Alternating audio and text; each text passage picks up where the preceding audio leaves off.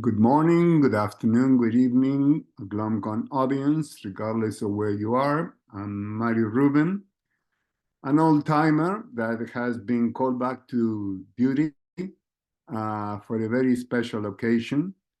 Unfortunately, every time I moderate GlomCon Transplant, we lose a giant. The last time was Dr. Barbara Murphy. More recently is the picture that you can see of Dr. Sir Roy Cohn, an outstanding transplant surgeon from the University of Cambridge in the UK, a pioneer in transplantation. He and Dr. Starzl won the Lasker Award in the good old years. Large contributions to the field, and unfortunately he passed this January the 6th at age 93 in his natal UK. So thank you from all of us, Dr. Khan. I hope you're resting in peace. Today is a unique opportunity to present a former fellow actually, graduating from a program that I initiated at Massachusetts General Hospital. He's Dr. Ayman Al Jurdi. Yes?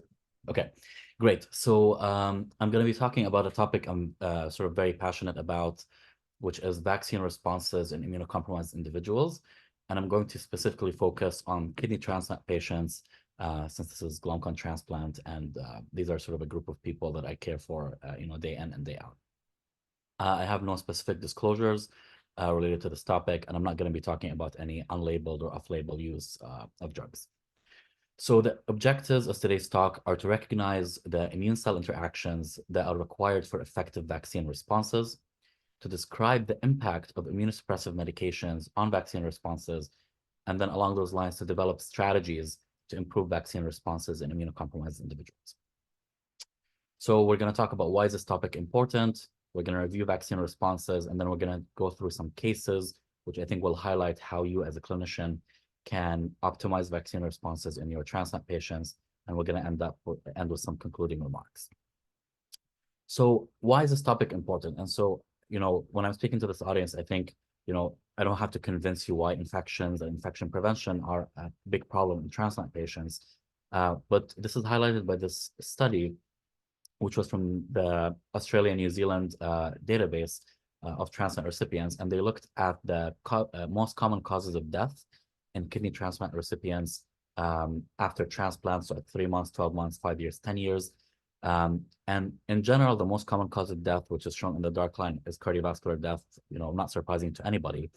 But as you can see, complications of immunosuppression, including cancer and infection-related death, are the second and third most common causes of death after. And so, and these two are really complications of immunosuppression that we can potentially prevent, and clearly contributes to not just morbidity, but also mortality in these people. And so it's very important that we think about this and think about strategies of preventing this in immunocompromised patients. And one of these strategies is vaccination. So let's review vaccine responses. So briefly, so when we think about vaccine responses, so how does a vaccine work? Let's focus, for example, on the example of a peptide vaccine. So for example, such as the influenza vaccine. So for the vaccine to work, what happens is that you inject the vaccine, you get these viral proteins. These proteins are taken up by the antigen-presenting cell, shown here as APC.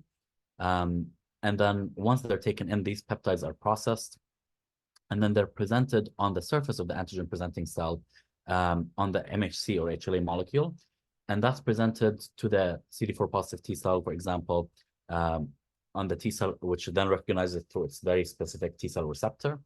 And that's one important signal for this interaction, and that gives specificity. But that's not the only signal that happens. And so what I'm highlighting on the right is that the interaction between the antigen-presenting cell and the T cell has multiple signals. So the first signal is the signal of specificity, which is the sort of the antigen presented on the MHC interacting with the T cell receptor. The second signal is the costimulatory signal through costimulatory molecules such as CD8086 with CD28. And then there's a third signal, to amplify the signal through interleukin signaling, such as interleukin-2. And so there's different parts that are required. There are different signaling pathways that are required for eventually the activation of the T cell. And then what happens next? And so what happens next is that depending on the signaling milieu.